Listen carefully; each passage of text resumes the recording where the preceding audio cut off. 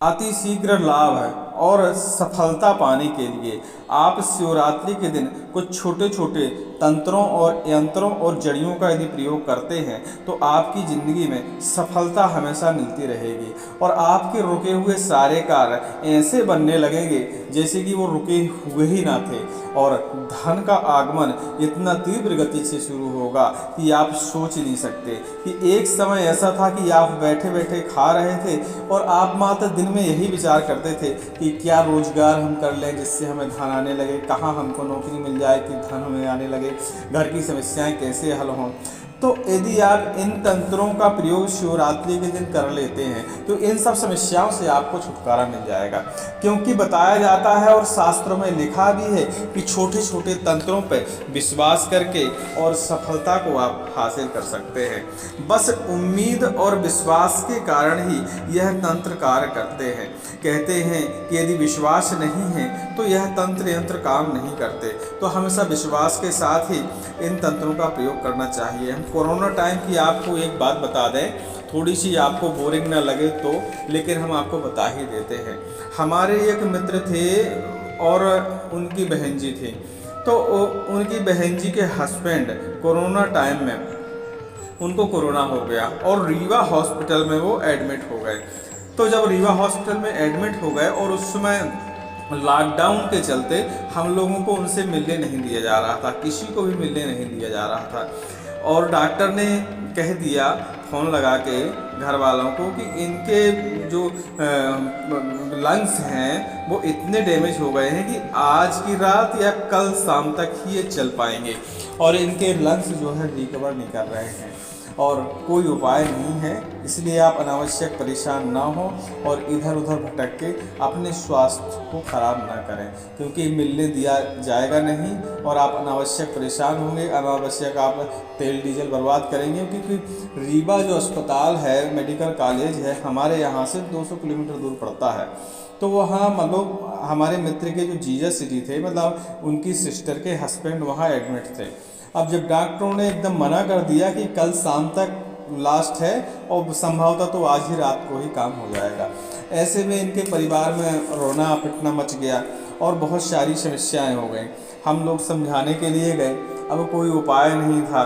तो ऐसे में हमने अपने गुरुजी से निवेदन किया कि महाराज कोई ना कोई उपाय तो ऐसा होगा आपके उसमें। तो गुरुजी बोले कि उपाय है बेटा, लेकिन आप कर पाओ तो अच्छा, और हम 100% श्योर नहीं कह सकते, क्योंकि वो तो भाग्य और सौभाग्य वाली बात है। जिसकी जितनी उम्र है उतनी उसकी चलती है। अब उनकी आ गई होगी तो हम उसमें कुछ नहीं कर सकते, लेकिन उपाय आप कर सकते हैं। तो समझ लीजिए गुरुजी ने जैसी हमको सलाह दी हम लोगों को, उसी दिन से हम लोगों ने रुद्राक्ष की माला उठाई और महामृत्युंजय की बैठकी शुरू की और 1 लाख महामृत्युंजय का जप किया हम 5 लड़कों ने मिलकर। और जप जैसे ही हमारा पूरा हुआ उसके बाद आहुति हमको डालनी थी, तो हमको 251 आहुतियाँ डालनी थी। तो जैसे ही 251 आहुतियाँ पूरी हुई उसके 1 घंटे बाद डॉक्टर का फ़ोन आया कि इनके 40% फेफड़े रिकवर हो गए हैं और इनकी आप 1 हफ्ते में छुट्टी करा सकते हैं, अब ये स्वस्थ हो जाएंगे, अब घबराने वाली बात नहीं है। तो जहाँ तक मंत्रों और तंत्रों विश्वास की जहाँ तक बात आती है, तो हमने अपनी आँखों के सामने और दूसरों ने भी अपनी आँखों के सामने और आपने भी अपनी आँखों के सामने ऐसे प्रमाण देखे होंगे कि मंत्र में इतनी ताकत होती है कि किसी मरे हुए इंसान को भी जिंदा कर देती है, आज कलयुग में भी। तो इसी प्रकार जड़ियों का और यंत्रों का भी प्रयोग होता है। यदि इन पर विश्वास रखा जाए तो ये जड़ियाँ कुछ भी कर सकती हैं, और आप विश्वास नहीं रखते तो ये जड़ियाँ किसी काम की नहीं हैं। तो हम आपको बता दें कि जो हम जड़ी आपको बताने वाले हैं यह आपको सफलता तो दिलाएगी ही, साथ में आपके दारिद्रता को भी नाश करेगी, धन की प्राप्ति के रास्ते बनाएगी, चिंता से मुक्त करेगी, रोगों का नाश करेगी। ऐसे इसके बहुत सारे प्रयोग हैं। तो हम पहला प्रयोग जान लेते हैं। देवी को प्रसन्न करना, देवी को प्रसन्न करना एक बहुत बड़ी बात होती है। यदि आप किसी विशेष देवी को प्रसन्न करना चाहते हैं तो यह औषधि आपके विशेष काम आ सकती है। बहुत सारे लोगों के मन में इच्छा होती है कि काश नवरात्रों का हम व्रत रखते हैं और हमें देवी दर्शन हो जाएं। तो ऐसी जो मन में लालसा रखते हैं, देवी दर्शन करना चाहते हैं, देवी को सिद्ध करना चाहते हैं, देवी जी की कृपा करना चाहते हैं, तो इसमें कोई प्रतिबंध नहीं है। आप किसी भी देवी को प्रसन्न कर सकते हैं। अब किसी भी देवी को प्रसन्न करने का तरीका यही है। उसमें से लक्ष्मी जी भी शामिल हैं, ऐसा नहीं है कि सिर्फ देवी, लक्ष्मी जी भी शामिल हैं। तो आप को संपुट देना होगा किसको? अशोक के पेड़ को। अशोक का वृक्ष सभी के घरों में होता है और लगभग बाग बगीचों में तो होता ही है, पार्कों में। तो अशोक के वृक्ष को संपुट देना है अपनी देवी का नाम लगा के, मतलब उस वृक्ष को देवी मानना है। और जो भी आपके मन में श्रद्धा हो, जैसे कई लोगों के मन में लक्ष्मी जी की रहती है, काली जी की रहती है, दुर्गा जी की रहती है, तो जो भी आपके मन में श्रद्धा हो उस देवी को वहाँ एहसास करना है कि आप ही यहाँ विराजमान हैं। और शिवरात्रि की रात को 12 बजे के आसपास ऐसा एहसास करने के बाद आपको अशोक वृक्ष की जड़ में पानी देना है। और जिस देवी की भी आप लालसा रख रहे हैं दर्शन की, उस देवी का मंत्र आपको जाप करना है।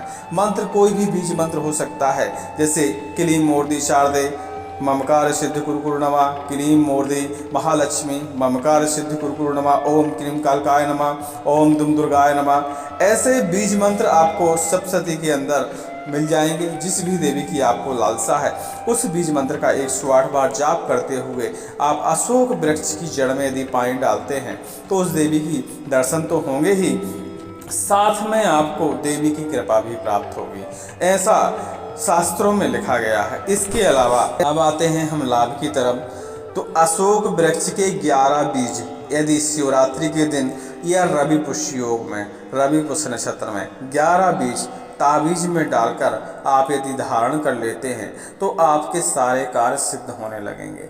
अशोक की वृक्ष की छाल को 41 दिन तक उबाल कर पानी पीने से स्त्रियों के सभी प्रकार के रोग नष्ट हो जाते हैं। सभी प्रकार के यानी सभी प्रकार के रोग। चिंता, प्रातः काल के समय अशोक के 11 पत्तों को चबाने से कुछ ही दिनों में चिंता दूर हो जाती है। धन के लिए अशोक की जड़ को विधिवत प्राप्त करने के बाद उसे धारण करने से धन लाभ की प्राप्ति होती है। प्राप्त करने का तरीका वह है, महाशिवरात्रि के दिन निमंत्रण देकर अशोक के पेड़ की जड़ को आप लाएं। ऐसा करने से आपको धन लाभ शीघ्र होगा, दारिद्रता का नाश होगा। अशोक वृक्ष के फूल को पीसकर उसमें शहद मिलाकर प्रयोग करने से दारिद्रता का नाश हो जाता है। अशोक का बांदा ऐसा होता है, वृक्ष के ऊपर वृक्ष लग जाने से दूसरा पेड़ बांदा कहलाता है। उत्तराषाढ़ नक्षत्र में अशोक का बांदा प्राप्त करके उसे पीस लें और पी जाएं। ऐसा करने से आपको अदृश्य होने की शक्ति प्राप्त होगी।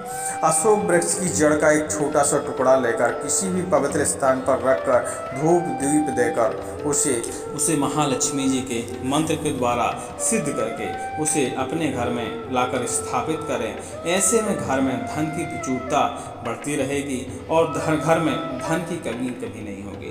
ऐसा अशोक वृक्ष के कुछ तंत्र प्रयोग शास्त्र में दिए गए हैं। उम्मीद करते हैं यह छोटी छोटी जानकारियाँ आपको अच्छी लग रही होंगी और आपके किसी काम भी आ सकती हैं। ऐसी छोटी छोटी जानकारियों को पाने के लिए जो आप अपने दैनिक जीवन में आसानी से कर अपने जीवन को सुलभ बना सकते हैं, तो इस वीडियो को लाइक कर दें और चैनल को सब्सक्राइब कर दें ताकि आपको उचित समय पर छोटे छोटे से यंत्र तंत्रों के बारे में जानकारी मिलती रहे।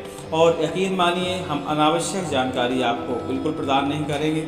जो भी ऋषियों द्वारा पवित्र प्रवचनों द्वारा, महाराज बागेश्वर धाम के प्रवचनों के जरिए और शास्त्रों के जरिए जो भी जानकारी मिलेगी हम वही आपको उपलब्ध कराएंगे और आपको अनावश्यक जानकारी बिल्कुल नहीं मिलेगी। नमस्कार, जय श्री राम। ओम ही हनुमंते नमः। श्री रामाय नमः। बोलिए बागेश्वर महाराज की जय।